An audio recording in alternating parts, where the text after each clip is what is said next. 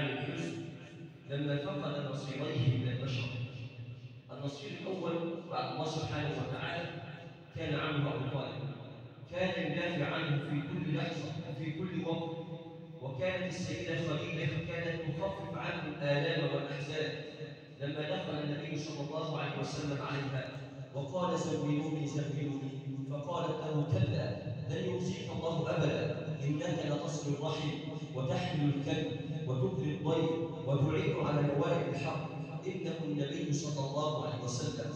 في هذا العام بعد أن فقد النبي صلى الله عليه وسلم نصيريه من البشر عمه أبو طالب وزوجته أم المؤمنين خديجة رضي الله عنها، لاقى النبي صلى الله عليه وسلم أذى كثيرا من المشركين وتحمل من الأذى صلى الله عليه وسلم كثيرا.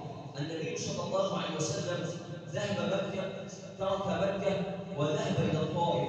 النبي صلى الله عليه وسلم ترك هذه البلد وخرج إلى بلد أخرى لينبت فيها هذا الدين وليزرع فيها هذا الدين وليدعو إلى الله سبحانه وتعالى. لكن النبي صلى الله عليه وسلم وجد هذه الأرض هي أرض الطائف أشد صلابة من مكة، لأن أهل الطائف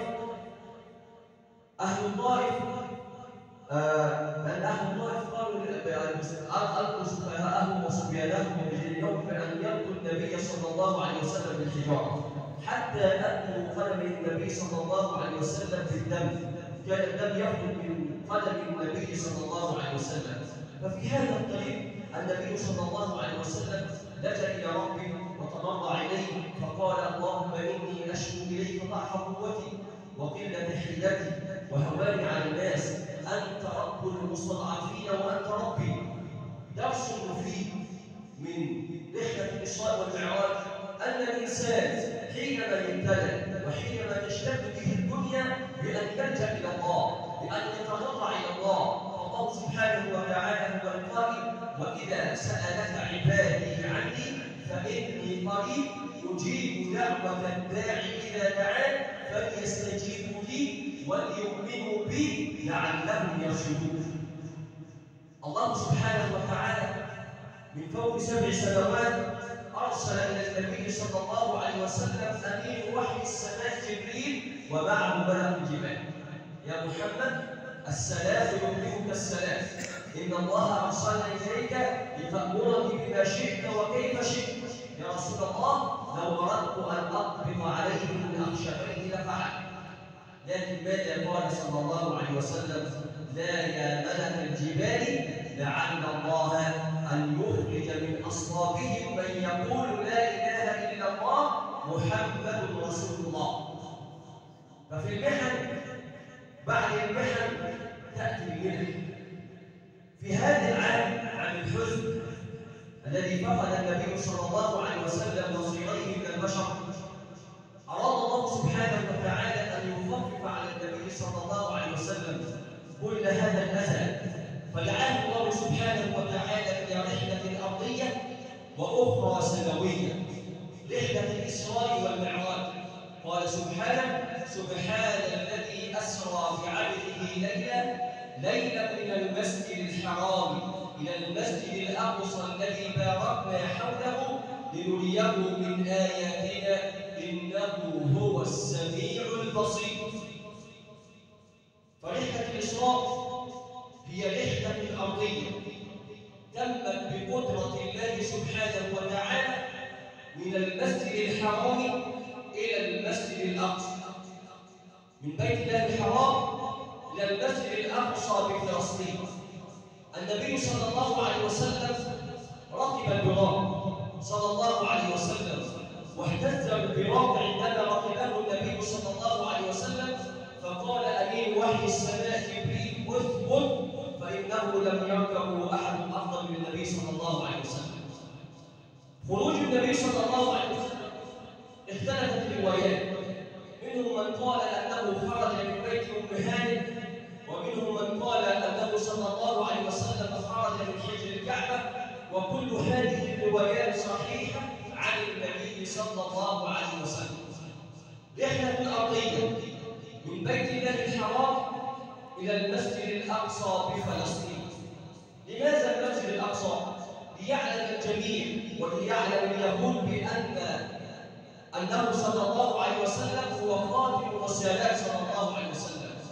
فلما أن وصل صلى الله عليه وسلم إلى المسجد الأقصى وجد جميع الأنبياء: إبراهيم خليل الرحمن، موسى كليم الله، عيسى كلمة الله، نوح عليه السلام، الكل في انتظار النبي صلى الله عليه وسلم، آدم، جميع الأنبياء، والنبي صلى الله عليه وسلم يؤمهم صلى الله عليه وسلم، ليعلم الجميع بأن جميع الأنبياء جاءوا بكلمة لا إله إلا الله محمد رسول الله.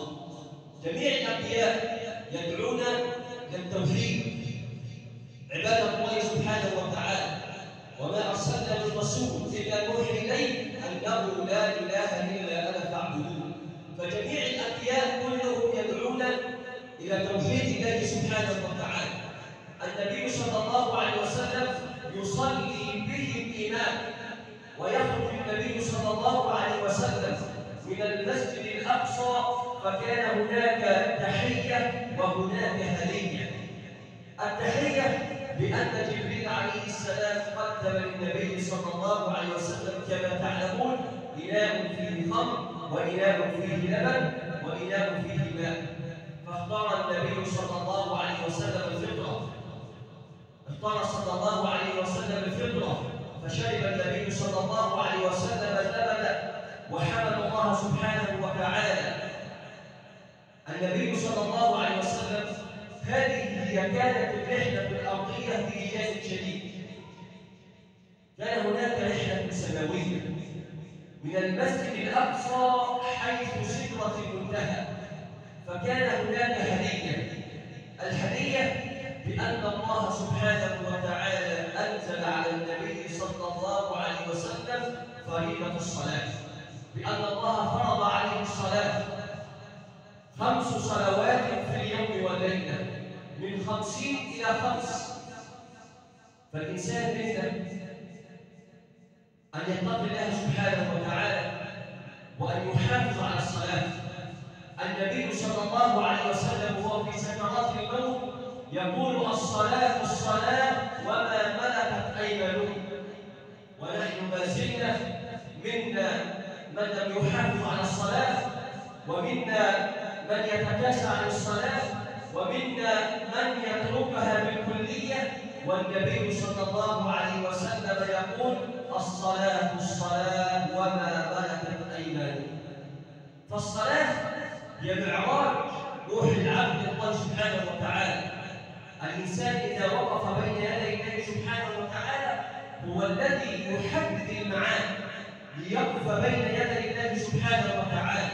والله سبحانه وتعالى قال: فاسجد واقترب. إذا أردت مالا، إذا أردت ذرية، إذا أردت قضاء حوائج، فعليك بالوقوف بين يدي الله سبحانه وتعالى. الجأ إلى الله وتضرع إلى الله سبحانه وتعالى، وكن من الذين يحافظون على الصلاة. حافظوا على الصلوات والصلاة الوسطى، ولا تكونوا ممن قال الله فيه: فويل للمصلين الذين هم عن صلاتهم ساهون الذين هم يراءون ويمنعون الماعون. هذا الويل للذين يسهوا عن الصلاة، فما بالنا ممن يتركون الصلاة بالكلية. قال سبحانه: